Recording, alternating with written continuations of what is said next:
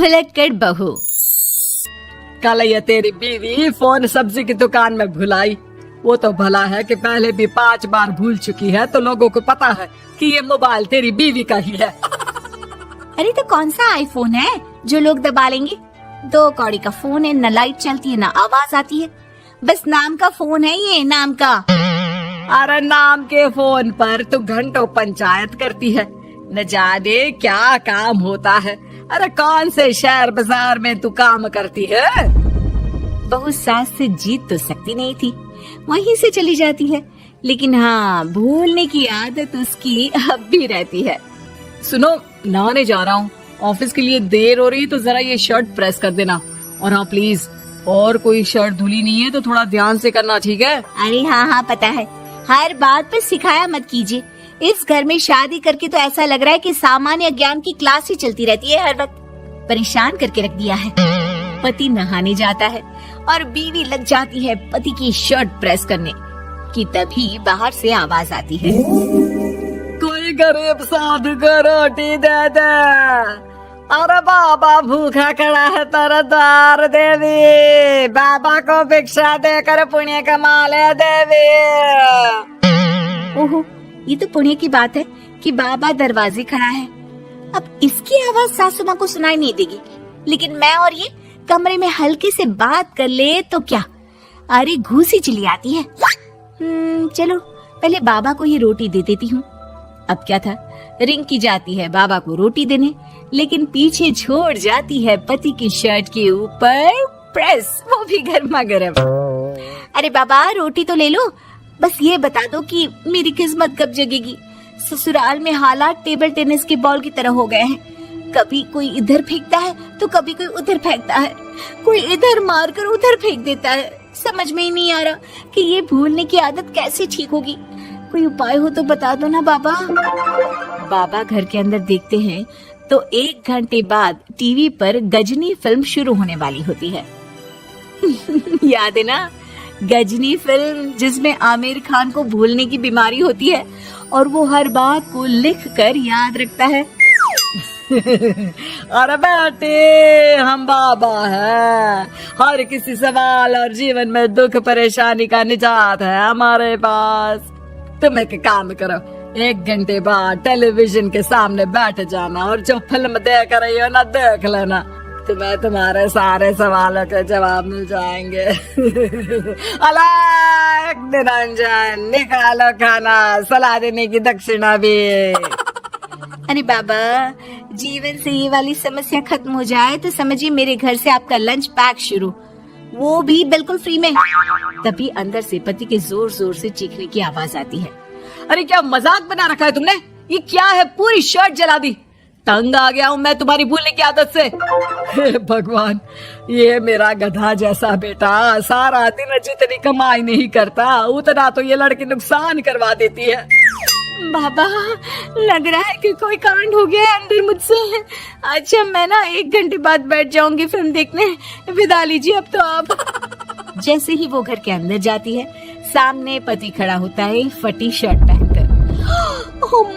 माफ करिए, पापा आ गए थे दक्षिणा के लिए।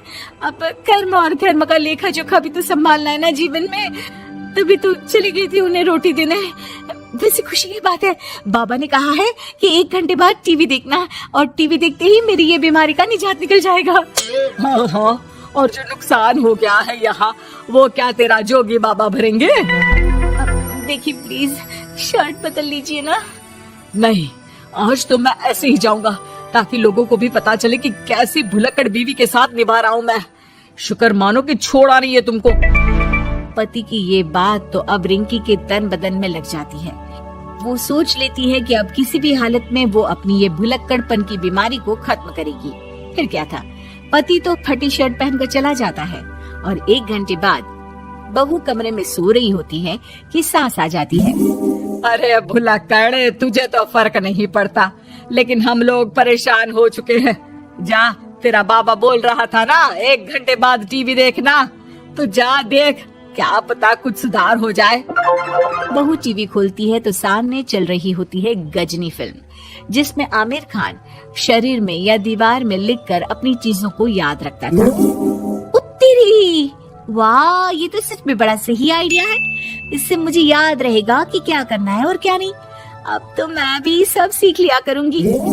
वो टीवी बंद करके किचन में जाती है कि सास की आवाज आती है। अरे तेरी बुआ सास आ रही है, खाना बना लेना उसके लिए भी। जी माँ जी, बिल्कुल बना लूंगी। और सुन, वो कल वाला जो आटा बचा था ना, उसकी 2 रोटी बुआ सास के लिए बना देना। आटा पड़ा पड़ा खराब ही हो रहा है। बहू फटाफट रोटी बनाती है, लेकिन तभी उसे ध्यान आता है कि बुआ सास की रोटी तो पुराने आटे से बनानी थी। वो पुराना आटा लेकर रोटी बनाकर उस पर पेन से लिख देती है, पुराने आटे की रोटी बुआ जी के लिए। अरे क्या बन रहा है खाने में? भाभी, आपकी बहू की क्या हाल है? भूलने की बीमारी कम हुई या ऐसे ही तबाही मचा रखी है? अरे क्या बताए, अब आज किसी बाबा से उपाय पता किया है, देखो जरा। भाभी, आप ही हो जो संभाल रही हो ऐसी बहू। हम लोगों से तो पता नहीं हो पाता या नहीं। तभी वहाँ बहू आ जाती है। हाँ, तभी तो मैं इनकी बहू हूँ, आपकी नहीं। वैसे मैंने तोड़ निकाल लिया है। अब क्या था, बुआ सास जैसे ही खाना खाने बैठती है कि सास बोल पड़ती है। बहू, याद तो होगा नहीं जो बोला था? याद करो, बुआ के लिए कौन सी रोटी बनानी है, कहा था ना मैंने। जी, सब याद है, सब कुछ, ये लीजिए। लेकिन जैसे ही बुआ सास की रोटी उनकी प्लेट में आती है, वो जोर जोर से चिल्लाने लगती है। अच्छा, तो ये टोटका बताया है तेरे बाबा ने, जो कुछ भूलो लिख लो, क्यों? बहू को लगता है कि बुआ सास तारीफ कर रही है। अब क्या करे, याद रखने के लिए कुछ न कुछ तो करना होगा ना, वरना रोज रोज ताने बोलियां खा खा कर तो मैं परेशान हो गई थी। तो क्या कहा तेरी सास ने? बासी आटे की रोटी बुआ सास के लिए? है? बाबा, अरे कैसी बात कर रही हो ना नदरानी, मैं ऐसा क्यों बोलूंगी? ऐसे आपको कैसे पता चला? क्योंकि तेरी भुलक्कड़ बहू ने ये लिखा है। बहू सबके सामने वो रोटी रख देती है जिसमें लिखा होता है, बुआ सास की रोटी बासी आटे की।